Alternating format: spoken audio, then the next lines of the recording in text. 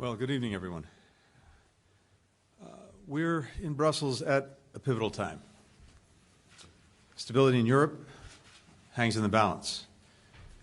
And the international rules-based order that's critical to maintaining peace and security is being put to the test by Russia's unprovoked and unjustified invasion of Ukraine.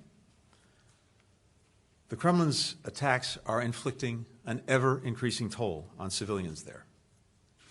Hundreds, if not thousands, of Ukrainians have been killed, many more wounded, as have citizens of other countries. More than 1 million refugees have fled Ukraine to neighboring countries. Millions of people across Ukraine are trapped in increasingly dire conditions as Russia destroys more critical infrastructure. For example, Mariupol's mayor says that most of the besieged city's residents are living without water, without electricity, without heat. Bridges to the city have been destroyed. Women, children, growing ranks of wounded civilians cannot get out. Food and medical supplies cannot get in.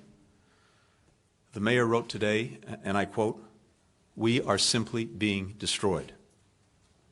The world has seen Russia use these grisly tactics before, in Syria, in Chechnya.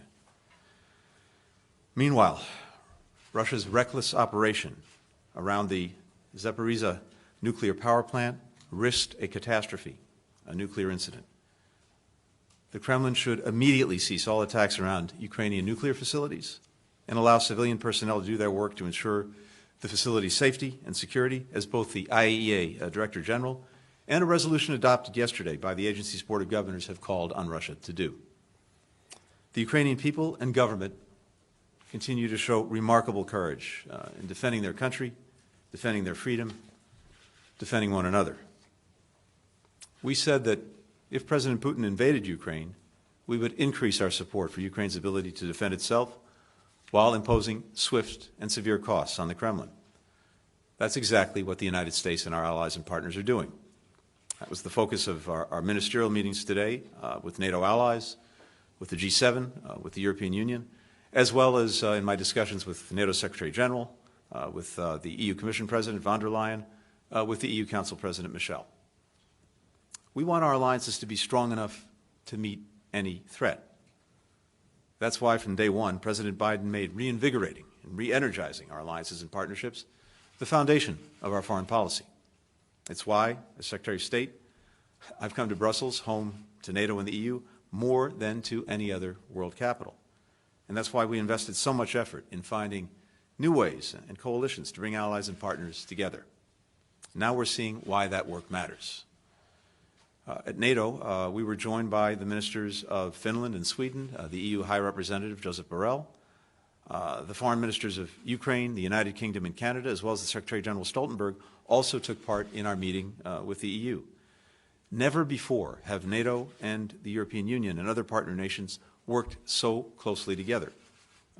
This is a new kind of cooperation, and we'll bring this to bear not just in this crisis, but in the years to come.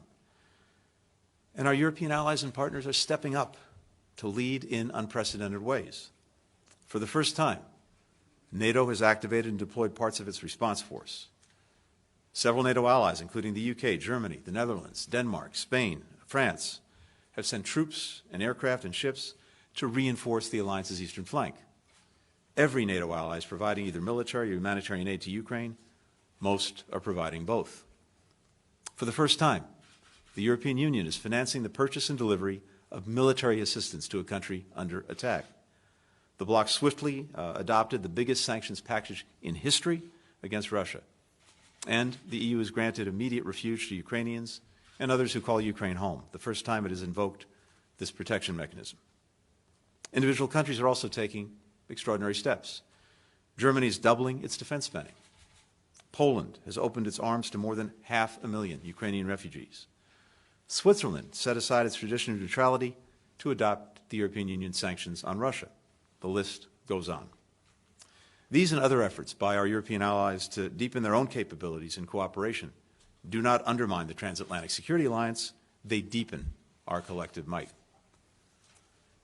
As recently as a few weeks ago, some questioned whether if the regional or international rules-based order came under threat, whether our European allies and partners would be willing to shoulder their fair share of the burden, the risk, the cost to defend it. In the last 9 days, European countries have demonstrated they are more than ready to stand up and stand together.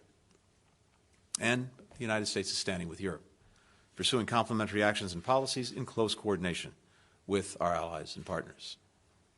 To give just a few examples, we've deployed an additional 7,000 troops to Europe and repositioned our forces already on the continent to strengthen NATO's eastern flank. We continue to tighten our severe economic sanctions on Russia. Last night, as I think you know, we extended temporary protective status to tens of thousands of Ukrainians living in the United States. And the President has requested an additional $10 billion from Congress to deliver more humanitarian, security, and economic assistance in Ukraine and the surrounding region over the coming days and weeks. Yesterday, President Putin said his so-called special military operation is proceeding exactly as planned. Well, it's hard to imagine that his plan included inspiring the Ukrainian people to defend their country with such tenacity, strengthening the resolve and solidarity of NATO and the EU, uniting the world in opposition to Moscow, including 141 countries at the United Nations, an unprecedented number of international businesses, associations, cultural institutions that have cut ties with Russia, causing the Russian economy to go into free fall, motivating tens of thousands of Russians to protest and countless more to leave the country, and increasingly turning Russia into a pariah state. If that was President Putin's plan, well, you can say it's working. Russia has never been so isolated. We have never been more united. But let me reiterate one thing, because it's very important. We take these actions not because we oppose the Russian people. We do not. We regret that tens of millions of Russians will suffer because of the dangerous decisions made by a tiny circle of corrupt leaders and their cronies who have consistently put their interests above those of the Russian people, who are doing everything they can to hide their war of choice from the Russian public. Today's discussion with NATO, the EU, the G7 affirmed that we're fully aligned on our goals and our determination to meet them. We'll deepen our support for Ukraine's brave defenders and for the Ukrainian civilians suffering as a result of the deepening humanitarian crisis. We'll continue to raise the cost for President Putin and all who carry out and enable his war of choice and the devastation that it's causing. We'll continue to strengthen our capacity to defend our collective security and deter further escalation by Russia, including by upholding our Article 5 commitment that an attack on one is an attack on all. NATO is a defensive alliance. We've never sought and will not seek conflict with Russia. But as President Biden has said, we will defend every inch of NATO territory. No one should doubt America's readiness or our resolve. At the same time, we'll keep open the door to dialogue and diplomacy, while making clear to the Kremlin that unless it changes course, it will continue down the road of increasing isolation and economic pain. And will support Ukraine in its talks with Russia to reach a ceasefire and the unconditional withdrawal of Russian forces, something that Foreign Minister Kuleba and I have been discussing on a daily basis. In the meantime, we are working urgently with the government of Ukraine, the ICRC, and others to create humanitarian corridors that will allow civilians to get out of Ukraine's besieged cities and to allow food, medicine, and other vital supplies to get in. Russia's attack created this humanitarian crisis. Now, all countries have a responsibility to pressure the Kremlin to alleviate at least some of the misery that it has wrought. Of all the consequences of Moscow's unprovoked attack, one of the most unexpected is the spark it has lit in people around the world who've come out to demonstrate for freedom, for the rights of Ukrainians. That includes valiant individuals in places where protesting the Kremlin's war means risking arrest, beatings, or worse, as thousands of Russians and Belarusians have done. For years, we've seen the dangerous tide rolling back democracy and human rights and undercutting the rules-based order, fueled in no small part by Moscow. With this brutal invasion, we, our European allies and partners, and people everywhere are being reminded of just how much is at stake. Now, we see the tide of democracy rising to the moment. With that, I'm happy to take some questions. Paul Hanley, AFP.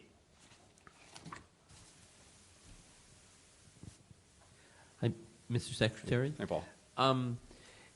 The West has put unprecedented sanctions on Russia, very punishing, yet it doesn't seem to have slowed the Russian military's advance on Ukraine.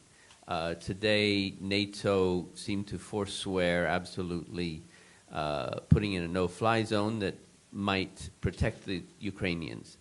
Given that, nothing seems to have slowed this invasion.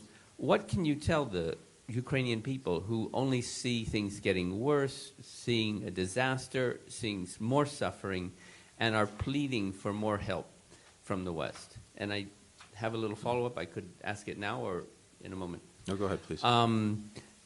The West, NATO, has been involved in this in terms of supplying a lot of arms, which you've mentioned, to Ukraine. Can't it supply more effective arms, larger weapons, jets have been talked about? NATO is engaged in this. Can't it do more for Ukraine? Thank you. Let me take the second part first. We're in constant contact with Ukraine, with government officials and leaders on their needs, and in constant contact and coordination with allies and partners on providing for those needs when it comes to security assistance. We've already been engaged in a remarkable effort, just speaking for the United States, with the various drawdowns that President Biden has done.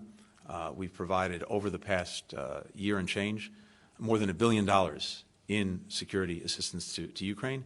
The most recent drawdown that was issued by the President of $350 million, we have already sent into Ukraine about $250 million worth of that drawdown.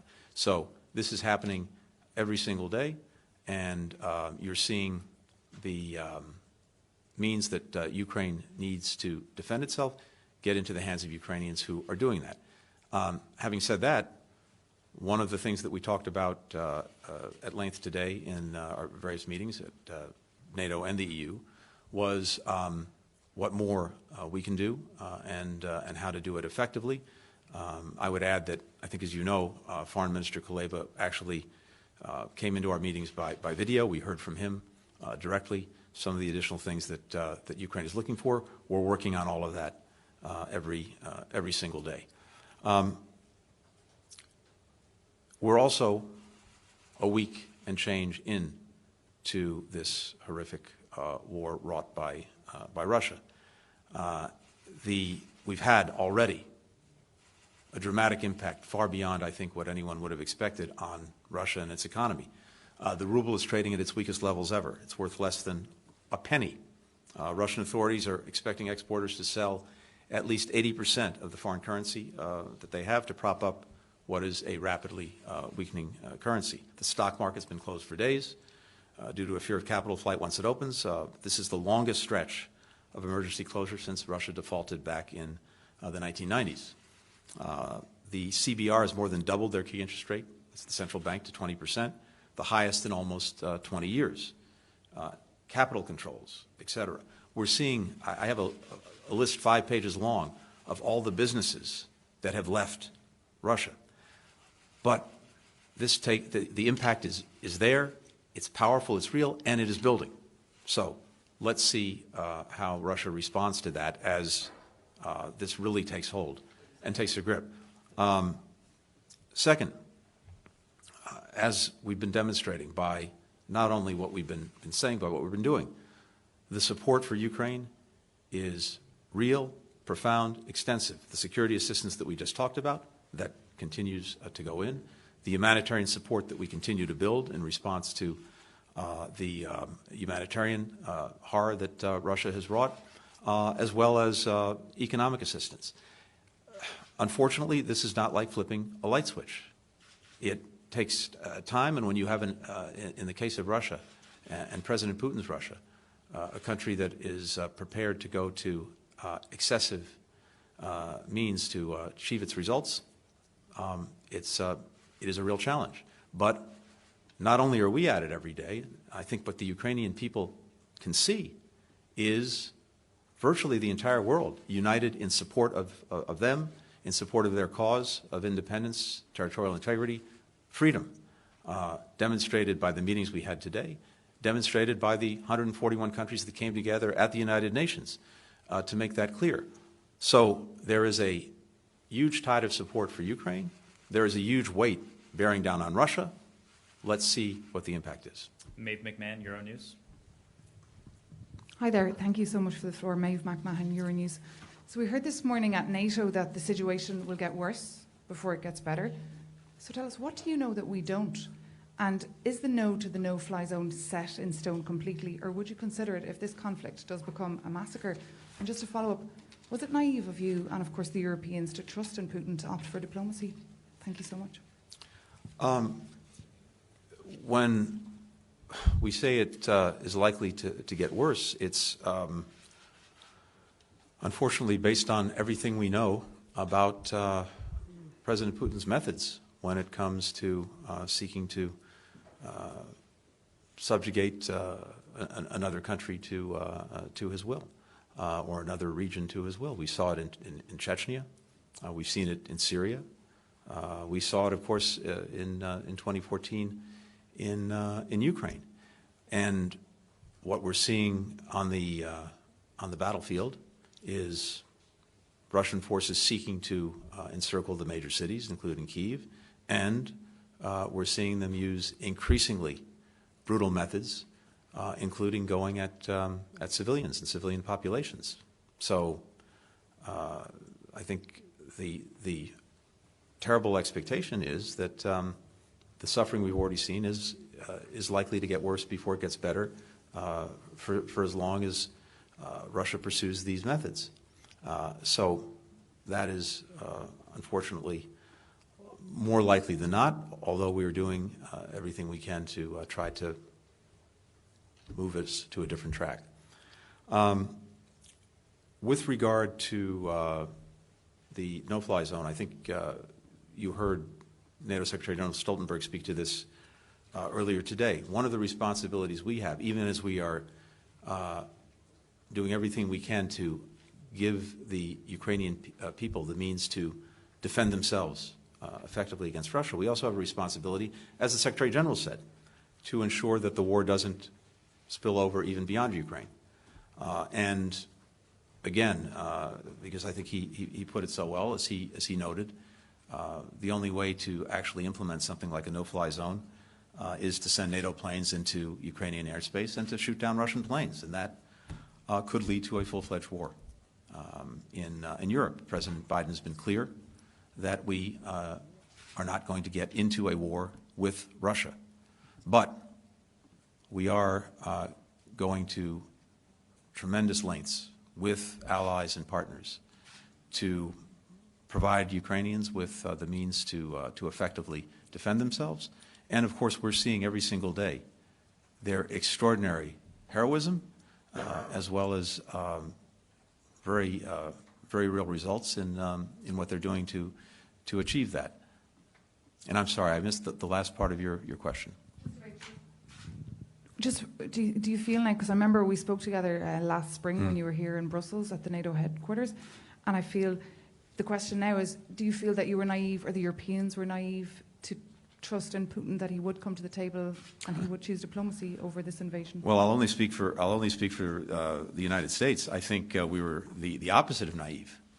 We have been saying, warning for months, that President Putin was planning and was likely to carry out an aggression of Ukraine, and of course, in recent weeks before the invasion began, I laid out before the United Nations, the Security Council, exactly what we expected Putin to do and how he would do it, creating bogus pretexts for war, and then using those false flags and other operations as justification for invading Ukraine. And for months, we made clear that this is what we expected, but at the same time, it's our obligation, my obligation, the obligation of allies and partners, to pursue diplomacy if there is any opportunity to do so, because, as we said all along, it's far preferable than what we're seeing. And again, as we said all along, there are two paths that Russia can take. One is diplomacy and dialogue. The other is aggression against Ukraine. And we said we would be prepared either way, and we are. Nomi Iqbal, BBC.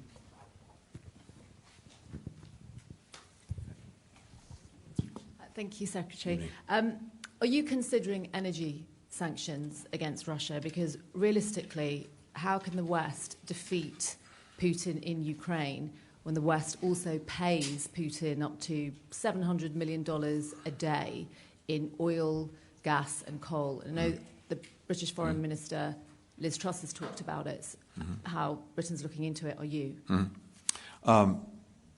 First, as a general proposition, nothing is off the table, and we are evaluating every single day the sanctions, their implementation, and additional measures. The sanctions are designed, in the first instance, of course, to have maximum impact on Russia and Putin, while minimizing harm to us and our allies and partners. There's no strategic interest in reducing the global supply of energy. The immediate effect would be to raise prices at the pump for Americans, and also to pad Russian profits with rising prices. So we've been carving out payments for energy trade and transport from the sanctions that we've been implementing. But we have a strong interest, we and our allies, in degrading Russia's status as a leading energy supplier over time. This would be a profound strategic shift. That's why Nord Stream 2 was shut down. That's why we're surging LNG to Europe right now, to help accelerate its diversification away from Russian gas. It's why we're denying critical technologies to Russia for further energy exploration going forward through the export controls we put in place. This is part of a process to reduce reliance, dependence on Russian energy. So that's where our focus is, but again, as I said, we're looking at these things every single day. Well, How long will that take? Well, And how many people have to die in Ukraine before? I'm not going to put a time frame on it. What's happened in record time, as we've seen, are sanctions and other measures that a few weeks ago people would have said were never going to happen. I think we've demonstrated very, very clearly that what we said we would do many months ago, when this crisis first began to emerge, back in November, December, the G7 countries, the European Union, I said that if Russia chose the path of aggression, we would impose massive consequences on Russia, including unprecedented economic sanctions. I know some people thought that was more rhetoric than reality. I think we've demonstrated already how strong that reality is. And again, we're looking every day at measures to increase the extraordinary pressure we're already exerting. we'll take a final question from Yuri Shako, DW. Thank you very much, Secretary. I have two questions. First is also on no-fly zone. You said that NATO will not send fighter jets to Ukraine to shoot down Russians. It's understandable, but there is another way to impose this no-fly zone, and I mean sending to Ukraine air defense capabilities. Of course, United States sent Stinger missiles, but I'm speaking about high to medium air defense capabilities to support the currently working Ukrainian defense capabilities with S-300 and Buk, which are working also quite well. The second question is, we saw more than a week of fighting and how Russian forces weren't able to achieve most of its objectives. They were bogged down, they were stopped in many places. So how does this week of war change the US assessment of the might of Russian military that was considered to be quite high, but now what is your assessment now? Thank you very much. Thank you. First part of the question. We are looking every day at what technologies, what capacities we can effectively deliver to Ukraine to defend itself. And that's an ongoing conversation, literally happening on a daily basis, both with Ukraine and government officials, as well as among allies and partners. And so the main focus is on making sure that anything we provide can be used effectively and in a timely way. So, but as I said, that's quite literally something we're looking at every day. So I don't want to draw any conclusions from the week of invasion in terms of what this tells us about Russia or its capabilities. I think we'll have time to fully assess that.